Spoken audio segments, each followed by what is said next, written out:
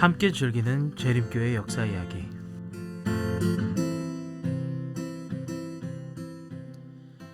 안녕하십니까, 이세현입니다.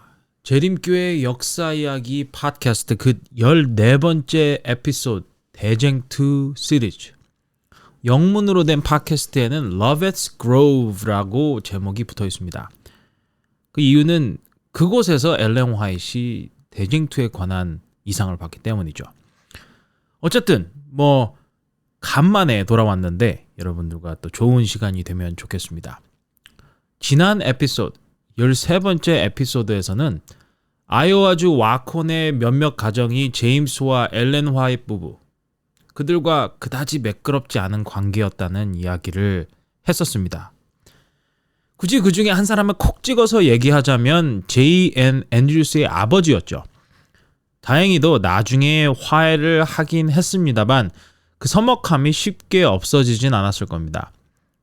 또한 러포로가 미시간으로 이사를 해서 두 번째 재림 성도들의 교회를 세운 이야기를 했었죠. 또 리뷰지가 당시 최첨단 인쇄기였던 증기기관 인쇄기를 도입했다는 이야기를 했었습니다. 당시 경제 침체로 어려운 상황을 타개하기 위해서 재림운동 안에서 조직적인 재정 지원 방식을 설립하자는 이야기가 돌고 있었다는 소식으로 지난 에피소드를 마무리했었습니다. 재림운동의 목회자들을 위한 재정 지원, 이 이야기는 다음번 에피소드에서 나눠보도록 하겠습니다.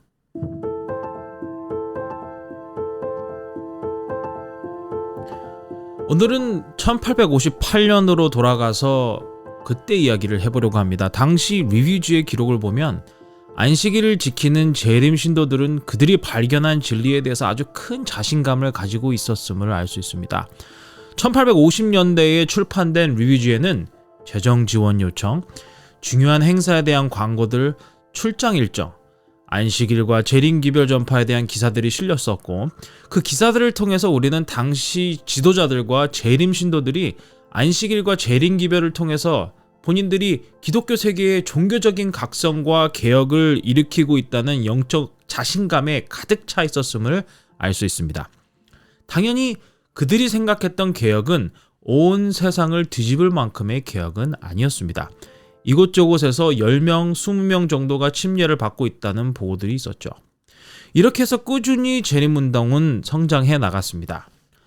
1840년대 말에서 1850년대 초까지는 1844년의 대실망이 어떤 의미인지, 안식일과 재림에 대한 희망이 어떤 뜻인지를 고뇌했다면 1850년대 말이 되었을 때는 모두들 자신들이 선포하는 기별에 자신감이 아주 가득 차 있었다는 것을 확인할 수 있습니다.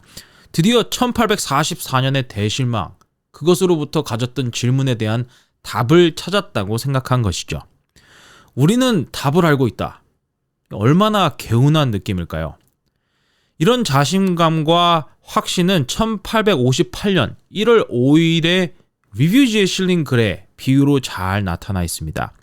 이 글은 조셉 클라크라는 사람이 쓴 글이었습니다. 이 글은 코그나투스라는 집사와 신학 박사 학위를 받은 이 DD라고 나와 있어요. 그 글에 Doctor of Divinity, 이 박사 학위를 가진 데오빌로 엑스펜던시 목사님의 대화로 구성되어 있습니다. 조셉 클라크, 이 사람은 이 이야기에 나오는 이름 선택에서부터 무언가 특별한 의미를 전달하려고 했던 것 같습니다. 집사님의 이름은 코그나투스, 이 이름은 라틴어로 같은 조상을 가진 사람이라는 의미라고 하죠. 독자들에게 우리가 친척, 우리는 다 비슷해, 우리가 연결된 사람이라는 의미를 전달하고 있습니다. 은유적으로 우리가 이 상황극 속에서 집사의 역할을 통해서 연결이 되어 있다는 뜻이죠. 우리는 그저 평범한 사람들이라는 의미도 들어있다고 볼 수 있습니다. 이 이야기에 등장하는 이제 목사님, 이분은 신학 박사 학위를 가진 사람으로 그려집니다. 그 이름을 굳이 우리가 그 이름의 의미가 뭔지를 따지자면 자기에게 유리할 때 하나님을 사랑하는 사람, 이런 의미를 가지고 있어요. 데오빌로라는 말은 성경의 사도행전이나 이런 데 나와 있잖아요. 하나님을 사랑하는 이. 근데 그 다음 영어 단어 expediency라는 말은 자기가 편할 때라는 의미를 가지고 있거든요.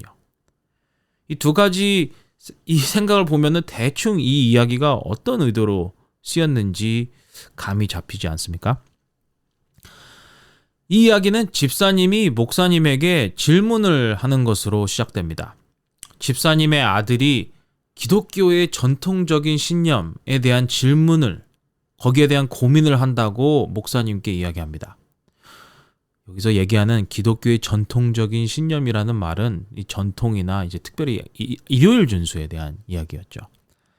목사님은 그럴 리가 없는데, 그럴 리가 없다면서 집사님에게 아드님이 그런 질문을 할 만큼 성숙한 나이가 됐어요? 라고 물어봅니다. 기독교의 전통적인 신념을 다른 관점으로 보는 사람들과 혹시 접촉이 있었냐고 물어보죠. 그 집사님은 그런 일은 없었던 것 같다고 이야기합니다. 그 집사님은 아들이 어쩌다 보니 제7일 토요일이 성경적인 안식일이라고 믿고 생각하고 있다고 하죠. 집사님은 아들에게 성경을 더 조심스럽게 읽어보라고 했지만 아버지의 이야기를 듣고 가서 성경을 더 읽은 아들은 제7일 안식일에 대한 더 깊은 확신을 가지게 되었다고 이야기합니다. 이 마음이 다급해진 집사님 아버지는 그런 아들에게 일요일이 안식일이라고 설명합니다. 일요일이 안식일인 이유는 교회에서 그렇게 가르쳤기 때문이라고 하죠. 이것을 들은 목사님은 집사님에게 아들을 대학에 보내라고 합니다. 대학에 가서 고대 문학을 공부를 해봐야 안다고 하죠. 그래야 이런 철학적인 기반을 두고 성경의 가르침을 설명한 초대 교부들을 이해할 수 있을 거라고 설명합니다. 목사님은 집사님에게 집사님의 아들이 뭔가 잘못됐는지는 모르겠지만 대학에 가서 적절한 관점으로 기독교 신념을 검사하는 기회를 가지면 정확한 이해를 가질 수 있을 거라고 이야기합니다. 다른 말로 하면 당신 아들이 대학 공부를 해보면 뭔가 잘못됐는지를 깨달을 수 있다고 말이죠. 이걸 다시 한번 설명하면은 이 집사님의 이 걱정, 아들이 성경을 읽어서 제7일을 그냥 아주 쉽게 발견했는데 이 기독교의 전통에 의지한 사람들은 대학에 가서 공부를 해봐야 그게 얼마나 잘못됐는지 알 수 있다. 다른 말로 하면은 재림교인들은 굳이 대학에 가지 않아도, 굳이 교육을 받지 않아도 열린 마음으로 성경을 연구하고 읽으면 자신들이 도달한 성경의 진리에 대한 이해, 자신들이 특별히 이 안식일, 재림에 대한 이해를 가질 수 있다고 하는 일종의 은유의 표현이었던 것이죠, 이야기가. 이 이야기를 다시 한번 생각해 보자면 제7일을 안식일로 지키던 재림 신도들이 가지고 있었던 이 자신감. 비록 여러 가지로 어려움들을 가지고 있지만 당시 재림 성도들은 계속해서 성장하고 있었습니다. 우리가 왜 재림 성도들이 끊임없이, 이 재림 운동이 끊임없이 성장하고 있었는가를 생각해 봤을 때 아마도 두 가지 이유가 있지 않았나 생각해 봅니다. 첫 번째는 아주 간단 명료한 메시지, 그리고 두 번째는 재림의 촉박함. 이 두 가지가 당시의 재림 성도들, 또 재림 운동을 계속해서 성장하게 하는 원동력이었다고 보고 있습니다. 다시 한번 첫 번째로 기별의 간단 명료함입니다. 다른 기독교인들이 성경책을 있는 그대로 조심스럽게 읽으면 모든 사람들이 제7일을 안식일로 지키는 재림 성도들과 같은 결론에 도달할 것이라고 하는 주장이죠. 어떻게 생각하면 조금 오만함으로 느껴질 수도 있지만 당시 그들은 많은 경험적인 근거를 가지고 이렇게 이야기했습니다. 조셉 클라크는 재림운동에 합류하기 전에 제7일 침례교인이었고, 엘렌 화이트는 우리가 다 알다시피 감리교인이었죠. 제임스 화이트는 커넥션 교인, 유라이아 스미스는 회의론자였습니다. 존 러포로는 에드벤 크리스천이라는 그룹에 속해 있던 사람이었습니다. 여기서 다시 한번 기억해야 할 점은 제7일 안식일을 지키는 재림 신도들은 자신들이 또 다른 교단을 세운다고 생각하지 않았습니다. 그들의 신념은 각기 다른 기독교 전통을 따라온 그리스도인들이 성경을 읽고 연구함으로써 결국 도달해야 할 방향과 목적지라고 생각했죠. 그렇기 때문에 그들은 재림운동이 초교파적인 운동이라고 생각했습니다. 교파와 다른 교리에 상관없이 성경을 있는 그대로 연구하면 모두가 자신들과 같은 결론에 도달할 것이다 라고 확신한 것이죠. 그리고 그들이 그 운동의 가장 선두에 서 있다고 생각했습니다. 이것이 자신감이 아니면 무엇인가요? 이 재림 신도들은 전 침례교인, 전 감리교인, 전 커넥션 교인 등 여러 다른 교단의 배경을 둔 사람들이 성경을 진지하게 연구하면 결국 자신들과 같은 결론에 도달한다. 즉, 만일 사람들이 성경을 읽고 그들과 다른 결론에 도달했다는 것은 기독교 교파의 전통적인 어떤 전통이나 편견에 그들의 권위를 두었다는 의미로 생각했습니다. 다시 한번 생각해 보세요. 이야기는 그 집사님의 자녀는 별 경험이 없었지만 성경을 바르게 이해할 수 있다는 점을 부각시켰습니다. 조셉 베이츠가 여러 집을 돌아다니면서 성경 공부를 했다는 이야기 기억하시죠? 그리고 성경만을 가지고선 성경 공부를 했을 때 모두가 다 같은 결론에 도달했다. 이것을 들으시는 여러분들은 모두가 성경을 연구해서 같은 결론을 가진다는 게 그렇게 단순한 것이 아니라고 소리를 치고 싶으실 것입니다. 우리는 이렇게 많은 사람들이 성경을 읽고 다른 결론에 도달하는 것을 이미 많이 봤으니까요. 하지만 초기 재림 운동에 참여했던 신도들은 우리가 가진 편견과 오류에서 벗어난다면, 그리고 단순히 성경 공부를 제대로 한다면 진리에 도달할 수 있다고 믿고 생각했습니다. 듣기만 해도 정말 자신감이 넘치지 않나요? 이런 자신감으로부터 당시 재림 신도들은 재림 운동을 끊임없이 발전시켜 나갔고, 그래서 성장을 했습니다. 복잡할 것 없이 일반적인 상식으로 성경을 이해하면 결국 같은 결론에 도달할 수밖에 없다는 것이죠. 다른 책이나 학위는 필요 없다고 생각했습니다. 아주 단순했고 아주 명료했죠. 두 번째, 이렇게 간단 명료한 메시지를 가진 것을 넘어서서 그들은 안식일 기별, 재림 기별이 매우 촉박하다는 점에 중점을 두었습니다. 예수님의 재림을 위해서 준비가 되어야 한다는 것이죠. 아마 이렇게 이야기하지 않았을까요? 다시 한번 진지하게 한번 생각해 보세요. 이제 더 이상 이것이 진리인지 저것이 진리인지 왔다 갔다 할 시간이 없어요. 지금은 준비가 되어야 합니다. 당신은 재림을 위해서 준비가 되었나요? 우리 이런 질문 많이 들었잖아요. 그렇죠? 재림운동의 지도자들은 그들이 죽기 전에 예수님이 오실 것이라고 믿었습니다. 그렇기 때문에 재림기별은 그들이 어떻게 생각하는지, 어디에 우선순위를 두어야 하는지, 어떻게 돈을 사용하는지를 꼼꼼히 살폈습니다. 아마도 사도행전에 나오는 초대교회의 신도들이 살았던 모습을 거의 그대로 따르려고 노력했다고 해도 무리가 아닐 겁니다. 이것은 재림이 촉박하다는 생각을 할 때만 가능한 일이었죠. 생각해보세요. 예수님이 곧 재림하시는데 많은 이들이 아직 그 사실을 잘 모르고 있다면 한순간 한순간 생각과 선택에 어떤 영향을 미칠 것 같나요? 초기 재림 성도들은 이 재림의 촉박함에서 그들의 존재의 목적을 깨달았습니다. 그리고 그것은 매우 중요한 부분이었죠.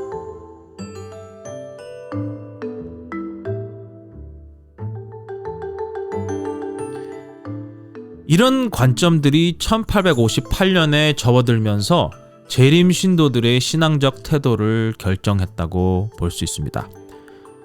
이제 드디어 재림 신도들이 미국 오하이오주에도 재림 기별을 전하게 됩니다. 여기서 신기한 것이 있죠. 미국 지도를 한번 확인해 보시면 당시 재림 기별은 미시간을 중심으로 인디애나주, 일리노이주, 위스콘신주, 그리고 아이오와주까지 전해졌습니다. 하지만 오하이오주는 미시간주보다 동남쪽에 위치한 주입니다. 그러니까 계속 서쪽으로 가고 있는데 동쪽의 한 주가 이제 재림 기별을 아직 듣지 못한 것이죠. 그때까지는 재림 신도들이 없었습니다. 오하이오주에요. 어쨌든 역사를 살펴보면 오하이오의 재림 기별이 전해진 방법은 이랬습니다. J.N. 앤드류스가 오하이오에서 재림 기별을 전했는데 그렇게 좋은 결과를 얻지를 못했죠. 그렇기에 시간을 따지면 거의 7, 8년 전에 오하이오의 기별을 전하려는 시도는 있었습니다.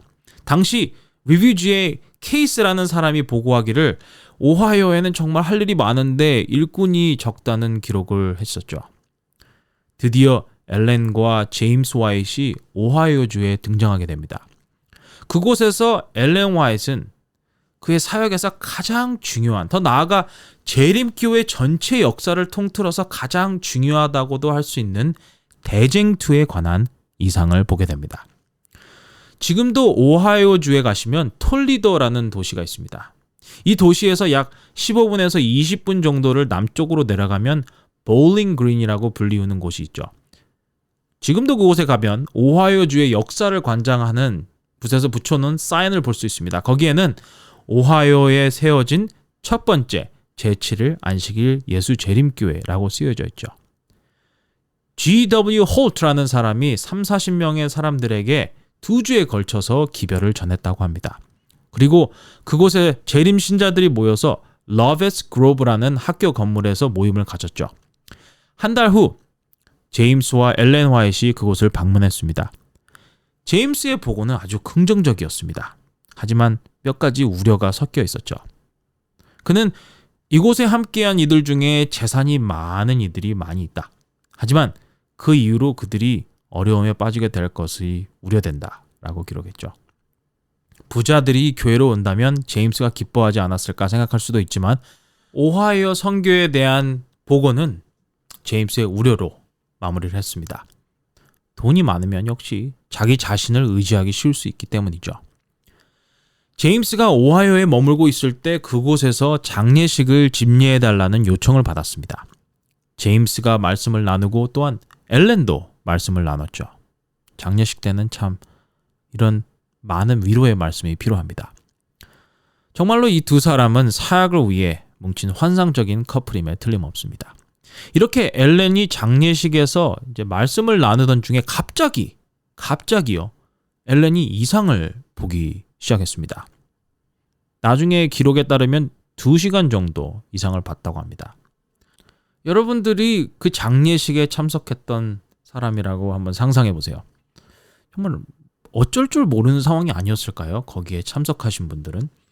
미국에서는 보통 관을 앞에 두고 열어놓고 장례식을 하는 게 보통인데 뭐 그때 그렇게 했는지는 모르죠.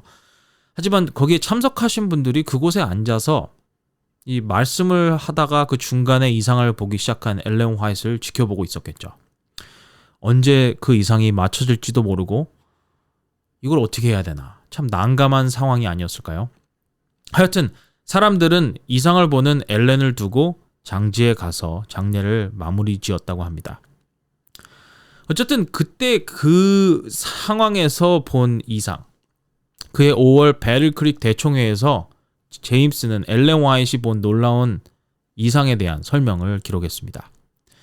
그때 엘렌이 본 이상을 대쟁투의 이상이라고 부릅니다.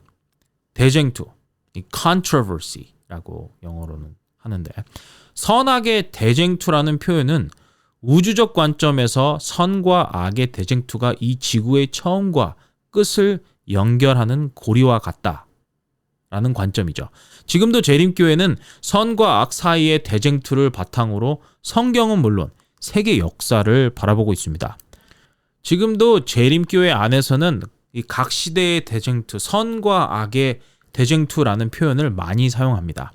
처음이 루스벨, 이 루시퍼라고 부르기도 하죠.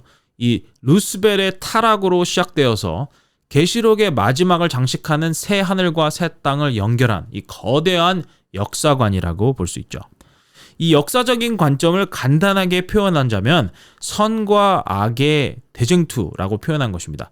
처음 엘렌의 이상의 내용의 제목은 그리스도와 사단 사이의 대쟁투라고 불렸다고 합니다. 성경에 나온 모든 이야기들과 주제들이 그리스도와 사단 사이의 대쟁투라는 관점으로 이해가 된다고 보는 것이죠. 여러분들이 퍼즐을 한다고 한번 상상해 보세요. 뭐 500개라든지 1000개짜리 퍼즐을 하잖아요. 이 퍼즐 할 때 이 끝에 있는 가장 가장자리의 퍼즐 조각을 먼저 맞추고 시작하지 않습니까? 이 대쟁투의 관점은 마치 퍼즐의 가장자리의 퍼즐과도 같다고 볼 수 있습니다. 선악의 대쟁투의 관점은 재림운동을 통해 전해진 모든 성경의 가르침을 한 곳에 모아주는 역할을 하게 됐죠. 모든 것이 이 관점으로 이해되고 풀이된다고 보시면 됩니다. 하나님의 보좌를 탐내던 루스벨이 죄에 빠지게 되었고, 하나님의 사랑으로 창조된 사람들이 루스벨 때문에 죄악에 빠지게 된다.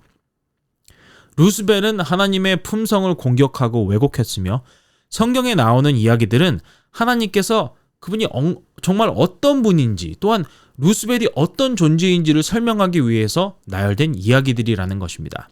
이렇게 함으로써 하나님이 정말 어떤 하나님이신지가 밝혀지고 루스벨이 정말 어떤 존재인지가 온 우주에 알려진다는 것이죠. 하나님께서 어떻게 악이라는 문제를 해결하시는가? 하나님께서 죄에 빠진 세상을 어떻게 구원하시는가? 사단으로 알려진 루스벨의 말이 맞는 건가? 아니면 그는 거짓말장인가? 이런 죄된 세상에서 하나님을 따른다는 것은 어떤 의미가 있는가? 하나님은 정말 사랑이신가? 아니면 하나님도 우리와 같이 이기적인 성향을 가지고 계신가? 사단이 예수님을 시험할 때 이런 이슈들이 표면적으로 드러나는 것을 우리는 볼 수 있습니다. 우리를 시험에 빠지게 한 것처럼 예수님도 자신을 따르도록 시험에 빠지게 하려고 했던 것 말이죠. 이렇게 성경의 모든 이야기들을 연결해주는 연결고리의 역할로 선악의 대쟁투라는 관점이 그 역할을 하게 됩니다. 그렇기에 지금까지도 재림교회는 구약과 신약 성경을 매우 중요하게 여깁니다. 구약 성경 없이는 신약 성경을 이해할 수 없고 신약 성경이 없다면 하나님의 구속의 역사를 이해할 수 없는 것이죠. 오하이오에서 본 엘렌의 이상이 성경을 대쟁투의 관점으로 보는 시작은 아니었습니다만 엘렌의 이상은 제7일을 안식일로 지키던 재림 성도들에게 대쟁투의 관점으로 구속의 역사를 바라봐야 한다는 구심점이 되었습니다. 이것은 아주 특별하고도 특이한 관점이었죠. 예를 들면 하나님이 사단과 벌이는 이 쟁투는 이 지구상의 전장의 전투가 아닌 하나님의 성품에 대한 논쟁, 즉 정말 하나님은 사랑이신가? 하나님의 사랑이 정말로 이 우주 전체를 운영하는 가장 적합한 방법인가? 아니면 자아중심적이고 이기적인 관점이 하나님의 사랑을 대신할 수 있는가? 하나님의 방법이야말로 우리가 가장 행복해질 수 있는 방법인가? 아니면 사단이 에덴 동산에서 제시한 방법이 우리를 가장 행복하게 해줄 수 있는 원칙인가? 좀 깊은 이야기들이죠. 그죠? 이런 이야기들은 심지어 우리 무신론자들도 많이 던지는 질문들 중에 하나입니다. 예수님께서 이 세상에서 병자들을 고치시고 죄인을 용서하시고 곧 나를 본 자는 아버지를 본 것이다 라는 말을 했을 때 우리는 무언가 더 큰 그림, 큰 틀 안에서 예수님께서 이런 기적이나 가르침을 주셨다고 보는 것이죠. 우리는 그 큰 틀이 하나님에 대한 사단의 공격에 반응하는 하나님의 모습이라고 생각한 것입니다. 그렇기에 하나님께서 예수님을 통해서 인류를 불러 모으시고 병자를 치료하시고 죄에 억눌린 이들을 해방시키시며 죄에서 구원하신다는 것이 이 대쟁투의 골자인 것이죠.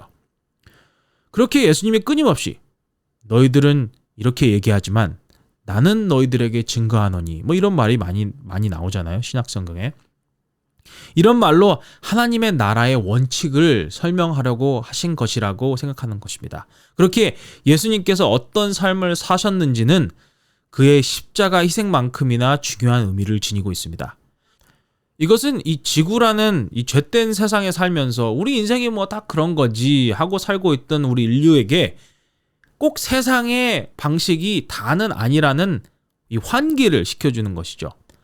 하나님의 삶의 원칙은 이 세상의 이기적인 삶의 방식과는 다르며 하나님의 삶의 원칙이야말로 우리의 행복을 위해 최적화된 원칙임을 주장하는 것입니다. 하나님은 사단이 주장하는 것처럼 두려운 하나님, 진노의 하나님, 죽음의 하나님, 고통의 하나님이 아닌 우리와 함께 계시며 우리를 위해서 구속의 역사를 펼쳐주신 사랑의 하나님이라는 반론인 것이죠. 하나님은 우리를 사랑하셨기에, 그리고 우리를 사랑하시기에 우리를 회복시키기를 원하시고 망가지고 죄에 찌든 우리를 구원하시기를 원하신다는 것입니다. 이 대쟁투의 테마는 우리가 성경에서 배우고 보는 모든 가르침을 한 곳에 모아서 어떻게 우리가 하나님을 이해해야 하는가에 대한 중요한 답을 제시하고 있습니다. 당연히 엘렌은 그가 본 이상을 다 기록했죠. 그래서 그 이상을 기록하기 시작했는데 그 프로젝트의 제목이 무엇이었을까요? 영어로는 The Great Controversy. 이 한국말로는 이 대쟁투, 이 great, 큰 쟁투, 이 대쟁투라고 번역할 수 있겠습니다. 이 이상의 이 기록, 제목을 정하는데도 여러 가지 에피소드가 있었던 걸로 보입니다. 처음부터 The Great Controversy, 대쟁투라고 불려지지는 않았습니다. 왜냐하면 H.L. 헤스팅이라는 사람이 이 기록한 책이 있었는데 The Great Controversy Between God and Man, 이 사람과 하나님 사이의 대쟁투라는 책을 기록했었기 때문이었죠. 리뷰에서 출판한 책이었고 유라이아 스미스는 그 책 저자에게 엘렌이 그의 책의 제목을 사용할 것이라고 귀뜸을 해줬다고 합니다. 헤이스팅이라는 사람은 그 책의 저작권을 등록하지 않았기에 괜찮았었나 봅니다. 이 엘렌이 기록한 이상은 Spiritual Gifts, Volume 1, The Great Controversy Between Christ and His Angels and Satan and His Angels. 이거를 번역하면은 이 성령의 선물 1권, 그리스도와 그를 따르는 천사들, 그리고 사단과 그의 추종자들 사이의 대쟁투, 이렇게 번역할 수 있겠죠. 눈에 확 들어오는 제목인가요? 제목이 좀 길다는 느낌이 있죠. 그죠? 엘렌의 책의 제목은 헤이스팅의 책과 비슷하긴 하지만 뭔가 확실히 다르다고 볼 수 있습니다. 엘렌 화이트의 책 제목에서 보다시피 엘렌의 이야기는 대쟁투의 쟁점이 하나님과 사람의 갈등이 아니라는 것입니다. 그 사람은 뭐라고 기록했냐면 The Great Controversy Between God and Man, 하나님과 사람 사이의 대쟁투라고 기록했는데 이 헤이스팅이라는 사람은 말이죠. 엘렌 화이트는 하나님과 사단 사이의 갈등, 그게 쟁점이라고 이 책을, 이 이상을 통해서 우리에게 알려주고 있는 것이죠. 하나님은 우리와 대적 관계에 있는 분이 아니라는 것입니다. 우리 인류는 하나님과 사단 사이의 대쟁투 중간에서 어느 한쪽을 선택해야 하는 위치에 있다고 본 것이죠. 한국말로 번역된 대쟁투, 혹 각 시대의 대쟁투, The Great Controversy. 이 제목의 책은 엘렌 화이트이 기록한 책 중에 가장 잘 알려진 책이라고 볼 수 있습니다. 잠시 이 책이 어떤 변화를 거쳐왔는지에 대해서 이야기를 해보려고 합니다. 이 책은 1858년에 처음으로 기록됐습니다. 대부분 재림교인들은 이 책이 1888년판과 1911년판이 있다는 얘기를 들었으리라 생각합니다. 1858년에 처음 출판되었던 판은 지금의 각 시대의 대쟁투 책과 비교해 봤을 때 상당히 적은 분량이었습니다. 이렇게 인쇄된 처음 판은 성경에 기록된 이야기들, 즉 사단의 타락으로부터 계시록에 기록된 마지막 심판에 대한 요약으로 약 150페이지 정도의 분량의 책이었다고 합니다. 지금도 이 첫 대쟁투의 글은 초기 문집이나 성령의 은사, The Spiritual Gifts 1권을 통해서 읽어볼 수 있습니다. 이 성령의 선물이라는 4권의 책은 엘렌 화이트이 기록한 각기 다른 책들을 모은 것이었습니다. 성령의 선물 1권은 나중에 이 Spiritual Gifts라고 했죠. 성령의 선물 1권은 나중에 대쟁투라는 책으로 완성이 되었고요. 성령의 선물 2권에 기록된 내용들과 1권의 부분적인 내용들을 모아서 그리고 1850년대 초에 기록한 것을 합쳐서 초기 문집이라는 책으로 출판이 되게 됩니다. 3권은 부조와 선지자라는 책으로 출판되고요. 4권은 명확하지 않은데 그 이유는 3권 끝에서 끝나지 않은 부분을 보충하면서 건강 문제, 의복, 그리고 다른 여러 가지 주제들이 모였기 때문입니다. 이렇게 성령의 선물이라는 시리즈가 1권부터 4권까지 1858년에서 1864년에 걸쳐서 출판되었습니다. 성령의 선물이라는 이 시리즈 책들의 골자는 엘렌 화이트이 성경 이야기를, 성경에 나타난 이야기들을 자신의 관점으로 설명했다고 볼 수 있습니다. 1권에서 대쟁투 부분에서는 특별히 성경 전체의 이야기를 해나갔습니다. 그리고 3권과 4권에서는 창조, 모세, 아브라함, 다윗 등의 구약에 나온 이야기들을 아주 자세하게 기록했죠. 그래서 1870년이 되었을 즈음에는 이 성경 이야기를 다시 한번 다 모아서 The Spirit of Prophecy, 이 영어를 번역하면 예언의 신이라는 내용으로 4권의 시리즈를 출판합니다. 처음에 출판한 책들은 이 성령의 선물이라는 제목으로 출판이 됐고 그에 관한 내용이었다면 나중에 더해서 출판한 책들은 예언의 신이라는 제목으로 다시 태어난 것이죠. 예언의 신 1권에서는 신의 산에서 솔로몬 성전 건축까지의 내용을 담았고 2권에서는 예수님의 생애, 3권에서는 십자가 사건으로부터 베드로와 바울의 순교, 그리고 마지막 4권에서는 AD 70년의 예루살렘의 멸망으로부터 종교개혁, 그리고 1844년, 그리고 새 하늘과 새 땅까지의 시간을 포함해서 기록했습니다. 하지만 거기서 끝이 아니었습니다. 예언의 신이 출판된 후 4년이 지난 후에 엘렌 화이트는 초판을 개정하고 덧붙여서 업그레이드를 했습니다. 1888년이었습니다. 단순히 무언가를 더하기 위해서 이렇게 한 것은 아니었죠. 당시 초판에 출판된 예언의 신 시리즈는 약 5만 부 정도가 출판이 돼서 팔렸는데 당시 인쇄기에서 예언의 신 시리즈를 출판하게 만들었던 이 인쇄판이 다 닳아서 새로 교체해야 할 때가 되었다고 합니다. 기왕에 인쇄판을 바꿔야 하니까 그 기회를 통해서 더 필요한 내용을 더하고 고쳐야 할 부분을 수정했던 것이죠. 성령의 선물 시리즈는 보다시피 이미 제7일을 안식일로 지키고 있던 재림 신도들을 위해서 기록한 책이었습니다. 하지만 예언의 신 시리즈는 재림 신도들이 아닌 이들에게 이미 전해지기 시작했었다고 합니다. 이것을 알게 된 엘렌 화이트는 재림 신도들만이 알고 있고 사용했던 표현들을 모두가 다 알 수 있는 표현으로 바꾸고 재림 운동에 참여한 이들이 아닌 사람이 읽었을 때 너무나도 공격적인 표현으로 오해가 될 만한 부분들을 조금 더 부드러운 말로 편집했다고 합니다. 이미 대쟁투 총서가 재림 신도들이 아닌 이들에게 읽혀지고 있다는 것을 안 엘렌 화이트의 배려라고 할 수 있지 않을까요? 당시 유럽에 머무르고 있었던 엘렌은 종교개혁에 대한 부분에 살을 더 붙였고 더 많은 내용을 포함시켰습니다. 즉, 이 말은 책이 더 길어진 것이죠. 거기에 더해서 엘렌 화이트는 기독교 역사에 대한 연구를 더했던 것으로 보입니다. 그렇게 해서 대쟁투 총서에 더 많은 역사적인 사실들이 더해졌고 엘렌은 많은 역사적 기록들을 참고해서 이 책을 완성했습니다. 각 시대의 대쟁투는 1911년에 마지막으로 다시 한번 편집 과정을 거쳐갔습니다. 이 과정은 어떤 변화를 주었다기보다는 이 책을 더 완벽하게 다듬어서 완벽한 완성본을 만들었다고 할 수 있는 것이죠. 이렇게 한 이유는 다시 한번 인쇄판이 다 닳았다는 이유가 있었습니다. 이제 예언의 신 시리즈는 4권의 시리즈가 아닌 5권의 시리즈로 Conflict of the Ages, 한국에서는 대쟁투 총서라고 불리우게 되었습니다. 마지막 5권은 The Great Controversy, 한국말로는 각 시대의 대쟁투라고 불리우게 됩니다. 이렇게 만들어진 5권의 대쟁투 총서는 지금까지도 그렇게 유지되고 있습니다. 물론 한국말로도 번역되어서 부조와 선지자, 선지자와 왕, 시대의 소망, 사도행적, 그리고 각 시대의 대쟁투로 5권의 책이 이루어져 있죠.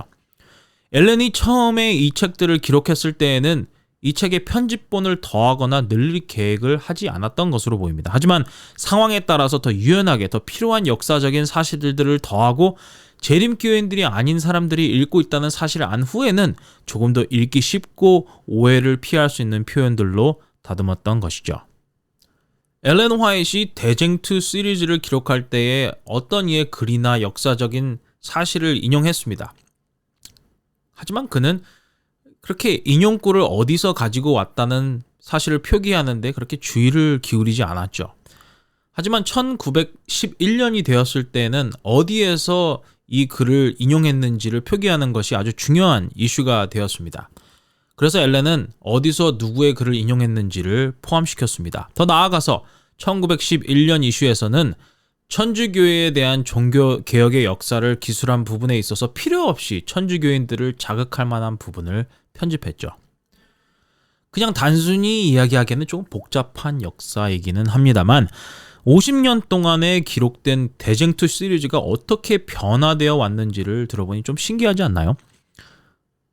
재림교회 분들 혹시 듣고 있다면 지금 여러분들 집에 대쟁투 총서가 있을 건데 여러분들은 아마도 1911년에 편집된 대쟁투 총서를 가지고 있을 것이라 생각합니다.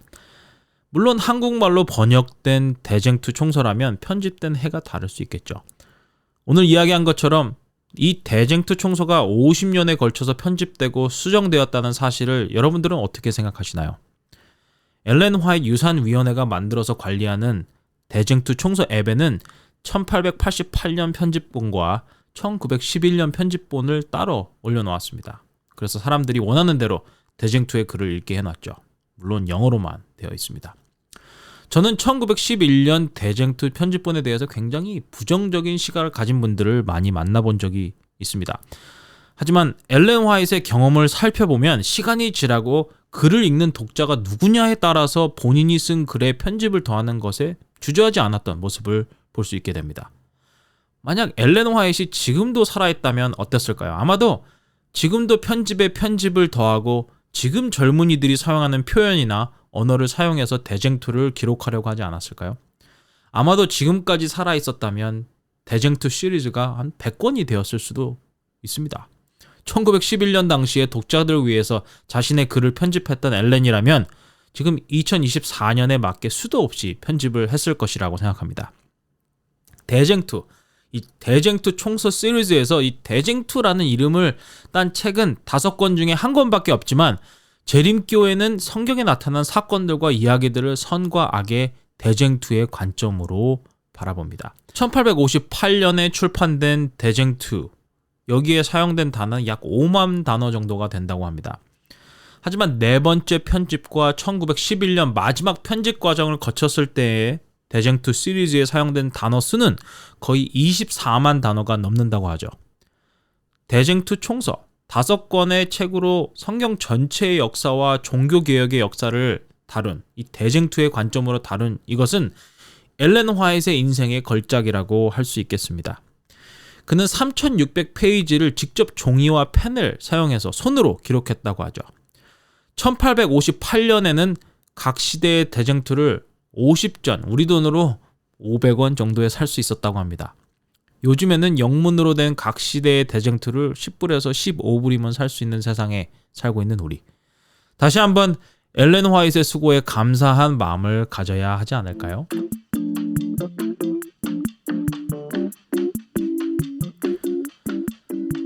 당시 재림운동에 합류한 사람들 중에 마이클 크제코스키라는 사람이 있었다고 합니다. 좀 특이한 사람이었습니다. 크제코스키는 폴란드인이었습니다. 그리고 천주교회의 성직자였죠. 아마도 성직자로 사는 것에 그리 보람을 느끼지 못했던 것 같습니다. 성직자가 되기 위해서 준비할 때 주위에 일어난 사건들이 많았는데 그런 일 때문이었는지 잘 모르겠어요. 한 성직자는 술에 너무나도 취한 나머지 불에 타 죽는지도 모르고 술을 마시는 사람이 있었는가 하면 어떤 이는 교회 제단 위에서 목을 매서 자살한 사건.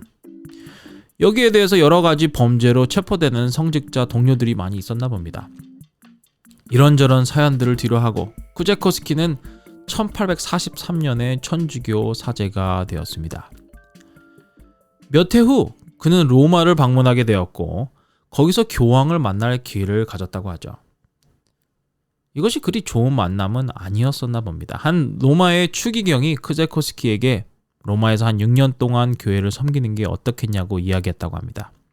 그 배경에는 몇몇 돈 많고 영향력 있는 폴란드 사람들이 로마를 방문해서 우리도 그런 좋은 리더를 한 명 달라 뭐 이런 탄원 때문이었는데 그렇게 6년 정도를 섬기고 난 후에 크제코스키는 주교가 되는 길이 널리 열린 것이나 다름없었던 아주 탄탄대로를 걷고 있었습니다. 하지만 교황의 아주 호사스러운 모습을 본 크제코스키는 크게 실망을 하게 되었고 이를 계기로 그는 성경을 연구하게 되었다고 합니다.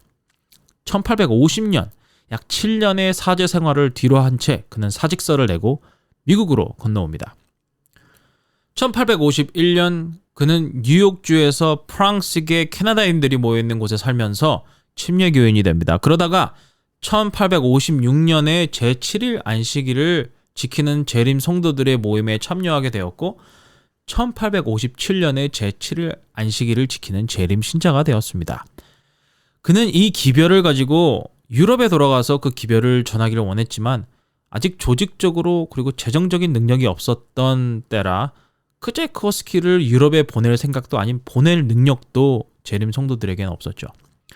앤드루스가 수년 후에 크제코스키에 대해서 기록하기를 크제코스키가 유럽 선교를 위해 쓰여질 큰 자금을 책임질 수 있는 인물인지에 대해서는 의문이 간다고 했던 것을 보면 뭔가 무슨 일이 있었던 것이 틀림없습니다. 모두들 크제코스키가 유럽에 가기 전에 미국에서 재림운동에 더 깊게 참여함으로 더 신뢰를 쌓고 운동에 더 적극적으로 참여했으면 했던 것 같습니다. 하지만 크제코스키는 이런 우려를 뒤로하고 1864년에 홀로 유럽으로 돌아갑니다. 스위스로 돌아간 크제코스키는 그곳에서 재림기별을 담은 출판물을 만들어냅니다. 무슨 돈으로 스위스로 돌아갔냐고요? 그는 일요일을 안식일로 지키는 재림 성도들에게서 돈을 빌려서 갔다고 하죠. 신기하죠?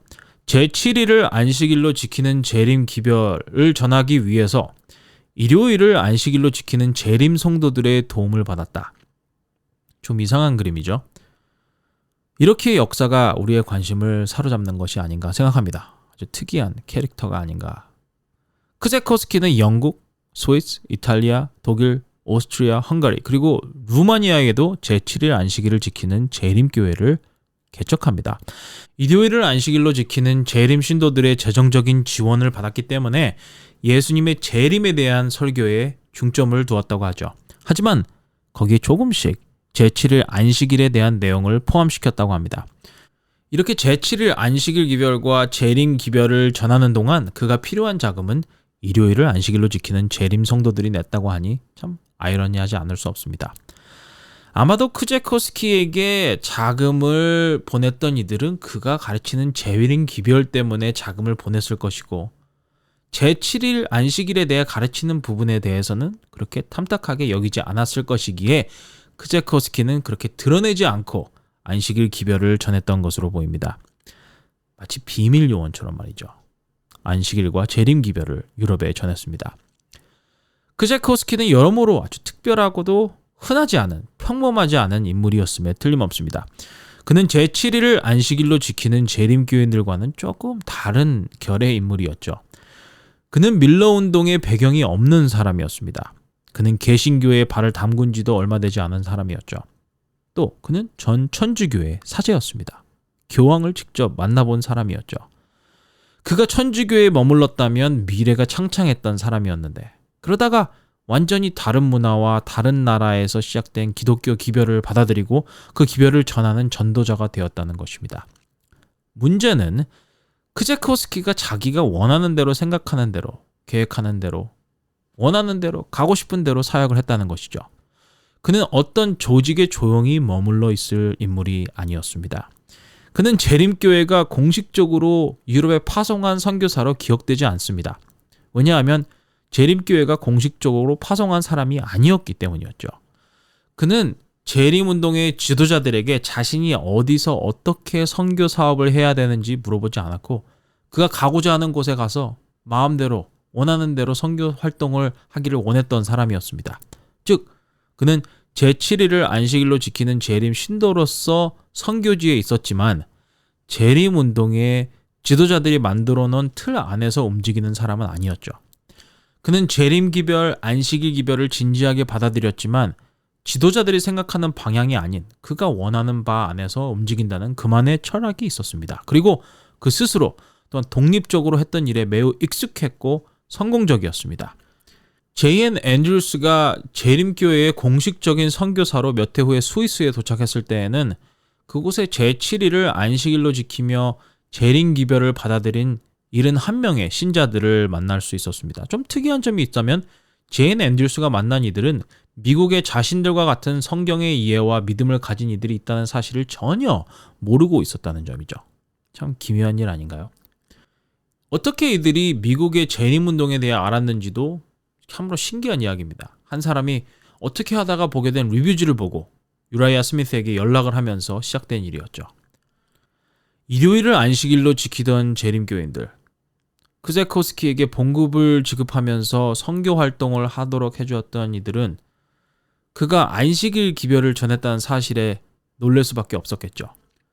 또 한편 제7일 안식일을 지키는 재림교인들은 크세코스키가 유럽에서 제7일 안식일 기별과 재림 기별을 전하고 있었다는 사실에 더 놀랄 수밖에 없었습니다. 몰랐으니까요. 1873년 제이앤 앤드루스는 리뷰지에 이 상황에 대해서 설명하는 글을 썼습니다. 크세코스키가 뉴욕에 있을 때 그는 리뷰에 그가 하고 있는 유럽에 대한 선교 이야기를 꾸준히 하면서 좌금을 요구했습니다. 하지만 그가 유럽에서 선교 사업을 시작했을 때 그는 완전히 독립적으로 일을 했었죠. 그의 이름은 거의 10년 동안 언급되지 않았습니다. 앤드루스는 그가 유럽에 간 후에 우리는 그가 제7일 안식일을 포기한 줄 알았다 라고 기록했죠. 크세코스키가 일요일을 안식일로 지키는 이들에게 선교 자금을 달라고 한 것을 알았을 때 제7일을 안식일로 지켰던 재림 성도들은 크세코스키가 제7일 안식일을 성수하는 것을 뒤로하고 일요일을 지키기로 했다라고 생각했습니다. 앤드루스의 말을 빌리자면 크세코스키는 완전히 독립적인 선교 사역을 하기 원했던 것으로 보입니다.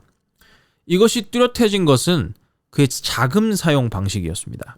스위스에서의 사역을 위해서 크세코스키는 융자를 받아서 건물을 구입했던 것으로 보입니다. 재림운동의 지도자들은 그 빚을 갚아줄 테니까 그 건물의 소유주 등록을 크세코스키가 아닌 그 개인이 아닌 스위스 성도들 전체 이름으로 하자고 제안했습니다. 크세코스키는 그 제안을 거부하죠. 거기에 더해서 크세코스키는 이 제7일을 안식일로 지키던 재림 성도들에게 굉장히 큰 불만을 가졌습니다. 그 불만을 가진 이유는 자기가 유럽에서 하던 일들, 사역들, 이 안식일과 재림에 대한 기별을 전하고 교회를 개척했던 일들을 자기에게 선교 자금을 대주었던 그 일요일을 안식일로 지키던 재림 성도들에게 유럽에서 무슨 일들이 일어나고 있는지에 대해서 얘기한 거죠. 제7일을 안식일로 지키던 재림 교인들이. 그것 때문에 자기의 수입이 없어진 것에 대해서 굉장히 불쾌하게 생각하고 불평을 했다고 합니다. 이 사람 참 대단한 사람이면서도 굉장히 특이한 사람입니다. 그죠? 이런저런 드라마들이 펼쳐졌지만 크세코스키는 끝까지 재림교회에 헌신한 재림신도로 남아 있었습니다. 특이하죠? 팀플레이어는 절대 아니었습니다.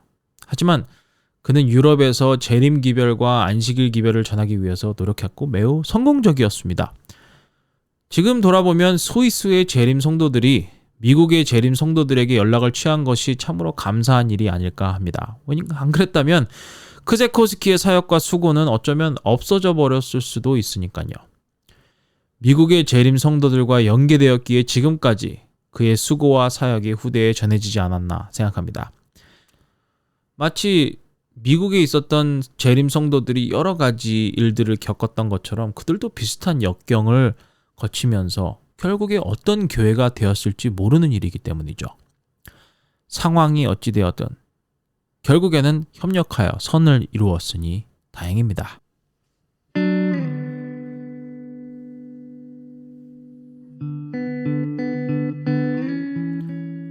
지난 시간 이야기했던 이야기를 다시 한번 꺼내보려고 합니다. 조직적인 헌금에 대한 이야기였죠. 재림운동의 목회자로 일하는 이들을 재정적으로 지원하는 문제였습니다. 1858년이 되어서 재림운동의 지도자들은 조직적으로 이 문제에 대한 결론을 지어야겠다고 생각했던 것 같습니다. 제임스는 그의 4월에 기록하기를 많은 목회자들이 재정적인 어려움 때문에 낙담하고 있다고 보고합니다.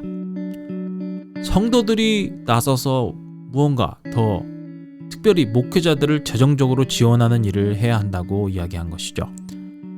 엘렌 화이트는 제임스에게 앤드류스와 다른 목회자들을 불러서 모여서 이 문제에 대해서 연구하고 성경에 뭐라고 이야기하고 있는지를 우리가 한번 찾아봐야 된다고 했던 이야기를 기억하실 것입니다. 1859년 3월에 있었던 일이었습니다. 이로부터 재림운동은 목회자들을 재정적으로 어떻게 지원할 것인지에 대해서 진지하게 고민합니다. 목회자들이 일을 하면서 재림기별을 전하는 데는 한계가 있었죠. 노동을 같이 한다는 게 시간이 많이 들잖아요. 재정적인 문제는 목회자들이 개인적 문제뿐만 아니라 재림운동에 전체적인 영향을 미쳤습니다. 자꾸만 재림기별을 전하던 이들이 사역을 지속할 수 없었기 때문에 무언가 결정적인 일이 일어났어야만 했죠. 누군가 이 문제를 해결했어야 했습니다. 예전이나 지금이나 목회자들에게 주어지는 봉금에 대한 문제는 쉬운 문제가 아니죠. 하지만 누군가 이 일을 진행해야 했습니다. 어떻게든 누군가 나서서 해결했어야만 했죠.